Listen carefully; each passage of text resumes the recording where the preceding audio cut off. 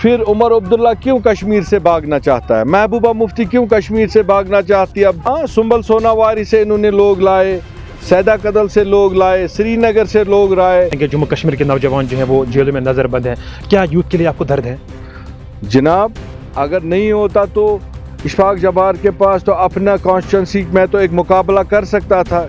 बिस्मिल्लाहिर्रहमानिर्रहीम, अस्सलामु अलैकुम वरहमतुल्लाहि वबरकातुहू। नाज़रीन मोहतरम, आज एक बार फिर से बात हम सियासत पे करते हैं। खुसूसन तौर पे आज हम बात करते हैं पार्लियामानी इंतखाबात पे, और बात करने के लिए हमारे साथ मौजूद हैं JKUM के सदर शेख इशफाक जब्बार। इशफाक साहब, आपका बहुत बहुत शुक्रिया वक्त देने के लिए। सबसे पहले आप बताएं कि हाल ही में आपकी तरफ से अनाउंस किया गया था कि अब आपकी पार्टी भी जो है वो अपनी पार्टी को सपोर्ट दे रही है, क्या कुछ मुद्दा और मकसद है अपनी पार्टी को सपोर्ट करने के लिए?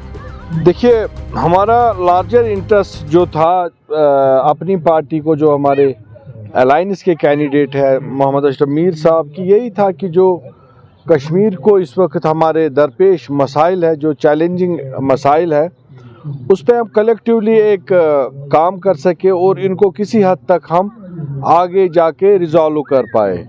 नेशनल कॉन्फ्रेंस के साथ तो हम हाथ मिला नहीं सकते हैं, जो भी इस तबाही का ज़िम्मेदार है हम समझते हैं नेशनल कॉन्फ्रेंस और PDP है, क्योंकि उन्होंने भाजपा को भी कश्मीर में लाया और BJP के साथ हुकूमतें की।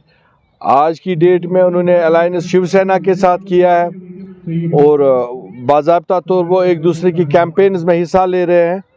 तो हमारा एक अपना मौक़िफ़ है जिस पे हम कंप्रोमाइज़ नहीं कर सकते।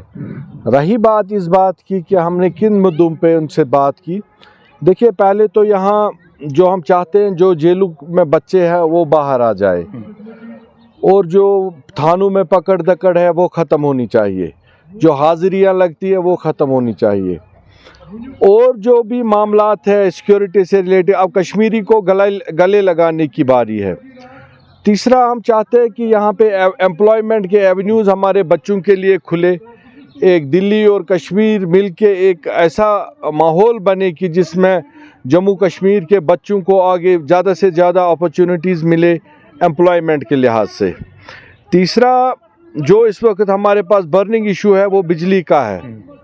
हम चाहते हैं कि जो हमने बात की है आपस में, इंशाल्लाह अगर हमारी आगे सरकार आएगी यहाँ, तो हम उसमें 500 यूनिट्स फ्री करेंगे बिजली विंटर्स में, कश्मीर में, जम्मू में समर्स में, और 300 में यूनिट्स हम फ्री करेंगे यहाँ समर्स में और जम्मू में विंटर्स में।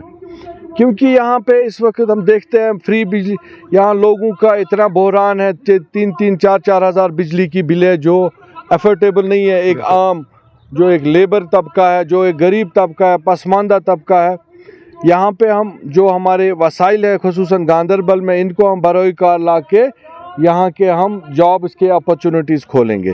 तो इसीलिए हमने लार्जर इंटरेस्ट में बात की कि हम दिल्ली को तैयार मनवाएंगे और उनसे दरख्वास्त करेंगे कि ये चीज़ें, और जो हमारी खोई हुई पहचान है, स्टेटहुड हमें रेस्टोर होना चाहिए, हमारे जॉब्स की सिक्योरिटी मिलनी चाहिए, हमारे ज़मीनों का तहफ़्फ़ुज़ होना चाहिए। इशफाक साहब, यहाँ की पॉलिटिकल पार्टियाँ ये भी दावा कर रही हैं, खुसूसन तौर पर अगर हम रीजनल पॉलिटिकल पार्टियों की बात करेंगे, वो ये भी दावा कर रहे हैं कि हम 370 को सूद समेत वापस लेके रहेंगे।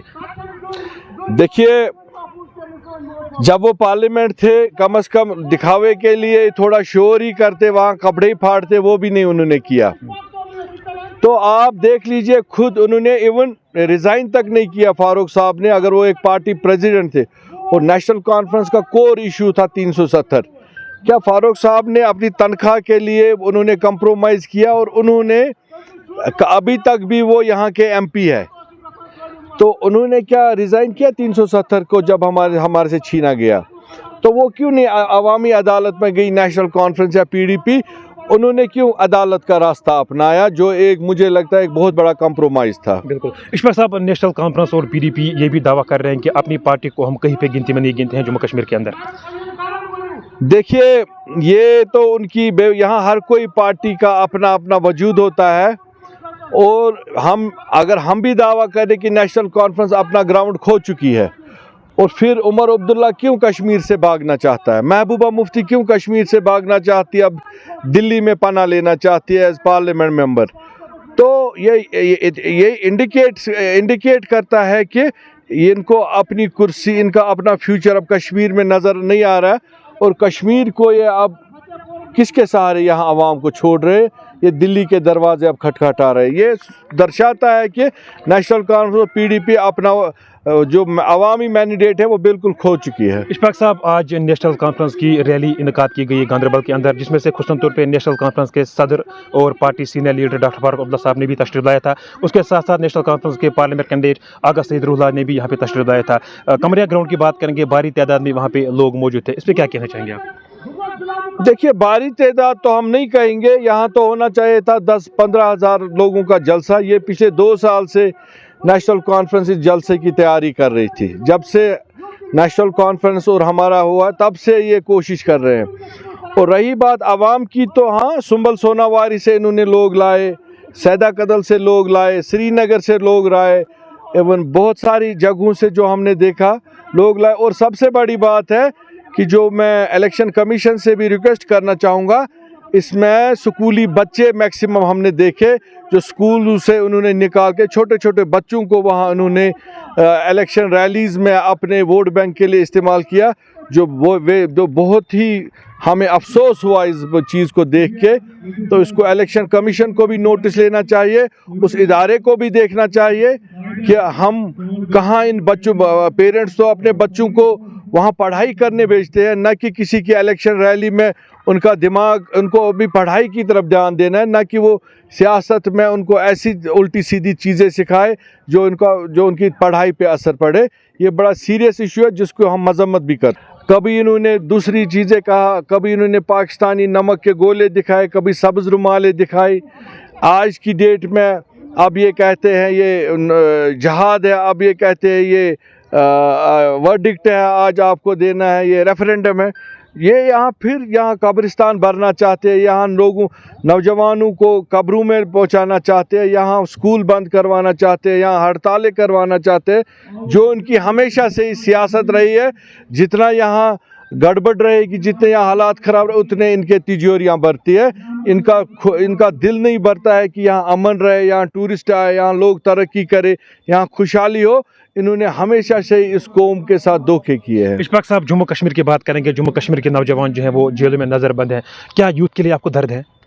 جناب, اگر نہیں ہوتا تو اشفاق جبار کے پاس تو اپنا کانسٹیٹنسی میں تو ایک مقابلہ کر سکتا تھا. شیخ جبار کا جو وجود رہا, جو میں نے بھی تھوڑا, اب ہم نے اگر پلیٹ فارم کھڑا کیا وہ ہم نے نئے لوگوں کو لانے کے لیے, ان کو آگے لے جانے کے. اور یہاں جو ان کے خلاف ہم نے آج ایک جو مہم چھیڑی ہے, جو ان کے زیادتیوں کے خلاف ہم نے کیا, جو باقی چیزوں پہ ہم نے یہاں آج یوتھ کو سمجھنا چاہیے. اگر اشفاق جبار کی کتاب میں کہیں داغ ہے تو آپ سامنے بتائیے. آپ نے کرپشن کیا, آپ نے اللہ بچائے کوئی غلط کام کیا ہے, یا میرے والد نے کوئی غلط کام کیا.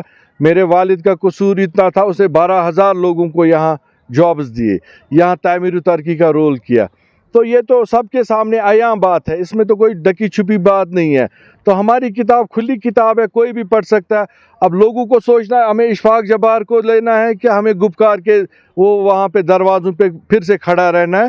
اب گاندربل کی عوام, منگتا سسٹم تو ہمارے اسلام میں بھی منع ہے, یہ منگتا راج اب ختم ہونا چاہیے. ہم نے بہت غلامی کی, اب گاندربل کو اپنا نمائندہ چاہیے, کوئی بھی ہو. اشفاق جباری ضروری نہیں ہے, لیکن لفظی گاندربل کا ہمیں نمائندہ چاہیے. بہت بہت شکریہ اپنا وقت دینے کے لیے. ناظرین محترم, یہ ہمارے ساتھ بات کر رہے تھے JKUM کے صدر شیخ اشفاق جبار. آج ہم نے ان کے ساتھ بات کی, پارلیمانی انتخابات پہ ہم نے ان کے ساتھ بات کی, تو اور بھی ہم لگاتار آپ ساتھ روبرو ہونے کی کوشش کریں گے. اللہ نگہبان.